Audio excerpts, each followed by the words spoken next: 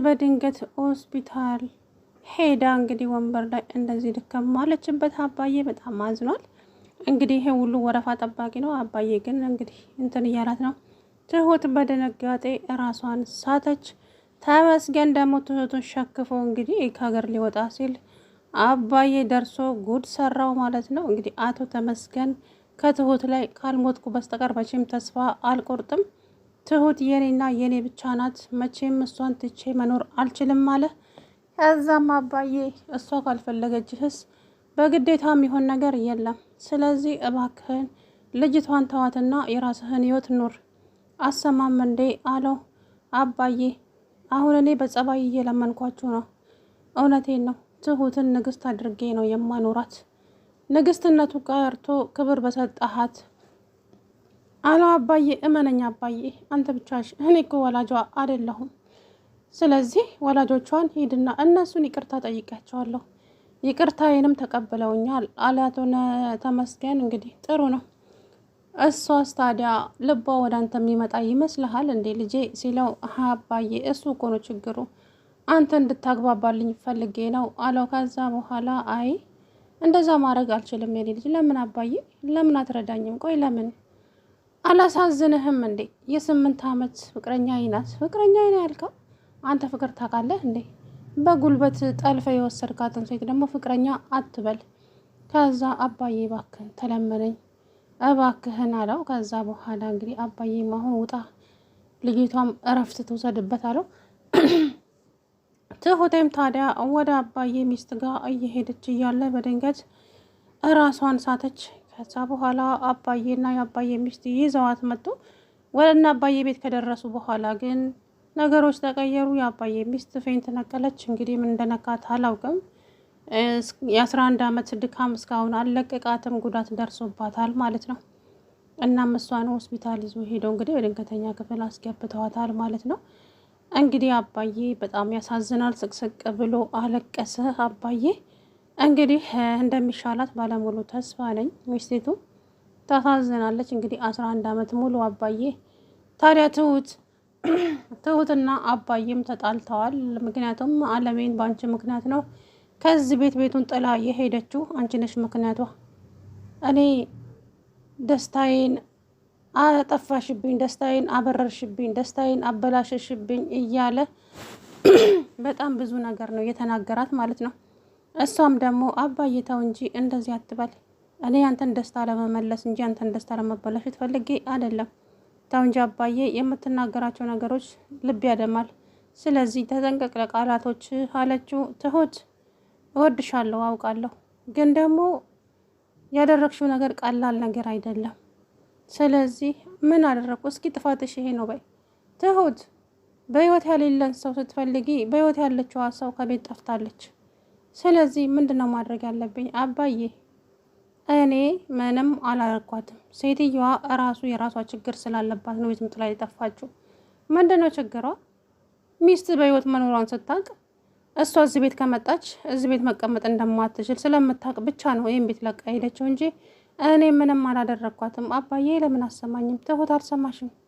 በፍጹም አለሜ እንደዚህ አታደርግ ማለት። ከዛ በኋላ እንግዲህ አባዬ እሺ እኔ ጥፋተኛ ከሆንኩ እኔ ቤቱን ለቅቄልህ ሄዳለሁ፣ ችግር የለም። አይ እሷ ትምጣ እንጂ ቤቱ ለሁለታችሁም ይበቃል። ግን አሁን እሷ የት ነው? አላውቅም። የራሷ ጉዳይ፣ እንደው እውነቱን ልንገርህ የራሷ ጉዳይ። ትሁት አባዬ በቃ ይበቃል እዚህ ጋር ሁሉም ነገር አለችው። ከዛ ትሁቴ በጣም መናደዷን ሲያውቅ አባዬ ደነገጠ ማለት ነው። ትሁትን አስቀየምኳት እንዴ እንደው ትላንት ባወቋት ሴትዮ ብዬ እያለ እንግዲህ አባዬ በጸጸት፣ አቶ ናቲም ደግሞ እናቴን ከቤት ውስጥ አባረሽ የመለቅሽ መሰለሽ እንዴ? አሰቃይሻለሁ ትሁት፣ ስቃይሽን አበዛዋለሁ። አይ ለምን በማህበር ተደራጅታችሁ ስጋዬን አትዘለዝሉትም? ምን አድርጊ ነው የምትሉኝ? ናቲ እናትህን እንደ ጥሩ እናት አትያት እንጂ ምን ስለ እናቴ ነው እያወራሻለሽ? አዎ ስለ እናት እንዴ። ጭራሽ እኮ ነገር አለሟረስተዋለች ኬትና እንዴት እንደነበረች። አሀ ባለፈው ማንነቷ ልትወቅሻት ነው ትሁት? ለነገሩ አንተ የሷ ልጅ አይደለህ እንዴ? ትሁት መስመር አትለፊ። አንተ ራስ መስመር አትለፍ። ክብር፣ እኔ እኮ ክብር አለኝ። ክብሬን ስትነካብኝ ደግሞ ማናቸውንም ዝም አይደለም። ተሰማለህ ናቲ? ሁሉም ነገር እዚህ ጋር ያቆማል ብላ ጥላው ሄደች። በጣም ተናደደ ናቲ። እኔን ወደሽ እናቴን ጠልተሽ ከአንቺ ጋር የምኖር ይመስልሻል እንዴ? እንዴት ነው የምታስቢው? አይ የኔና ያንተ አብሮ መኖር ማናወቅ ገና አልታወቀም። ስለዚህ ብዙም አታስብ። እዚህ ጋር ያበቃል። ሁሉም ነገር አከተመ። ከዚህ በኋላ ስሜን እንዳጠራው አለችውና ጥላው ሄደች። ከዛ በኋላ ተመስገን እንግዲህ ተመስገን ደግሞ ይችን አጋጣሚ ተጠቅሞ ትሁት በቃ የኔ ብቻ ናት እንደምንም ብዬ አግባብቼ እዣት እሄዳለሁ እያለ እንግዲህ ያዙኝ ልቀቁኝ አለ ማለት ነው። ትሁትም ደግሞ እንግዲህ ሰውዬ ከህይወቴ ውስጥ ውጣ፣ አንተ ወደ ህይወቴ ውስጥ ስትመጣ ሰላም ይናጣለሁ፣ ጤና ይናጣለሁ፣ ሁሉ ነገር ይናጣለሁ።